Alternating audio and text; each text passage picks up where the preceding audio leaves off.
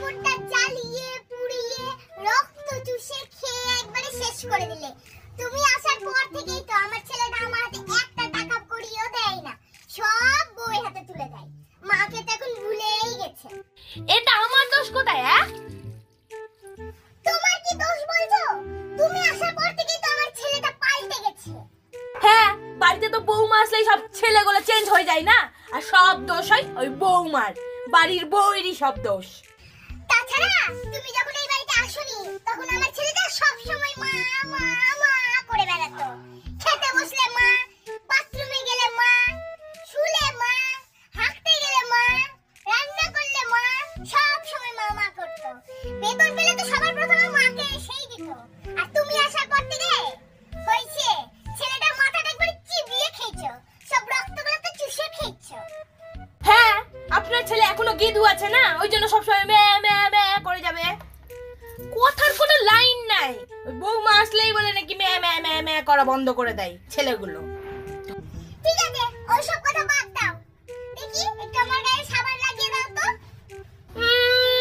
আমার ঠেকা লেগেছে, ওকে নাকি আমি সাবান ডলে দিব।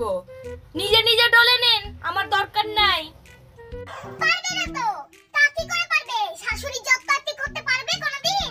দরকার নাই, আমি নিজেই করে নেব। যা গরম পড়েছে, কই মগটা দাও। মগটা নিয়েও তো বসে আছো, মগটা দাও, আমি স্নান করব।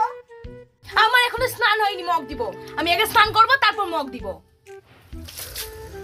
এখন থেকে গায়ে জল ঢেলে যাচ্ছে, এবার ঠান্ডা লাগলে কি করবে? শাশুড়িকে দিয়ে তো খাটাবা। দাও মগটা দাও, আমি স্নান করব।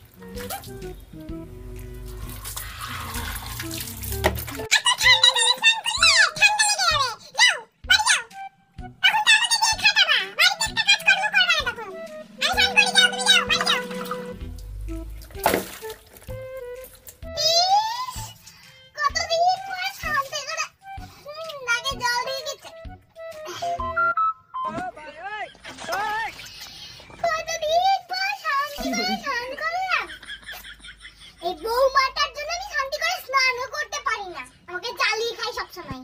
এখন বিদায় করেছি, এখন আমি একটু শান্তি করে স্নান করি।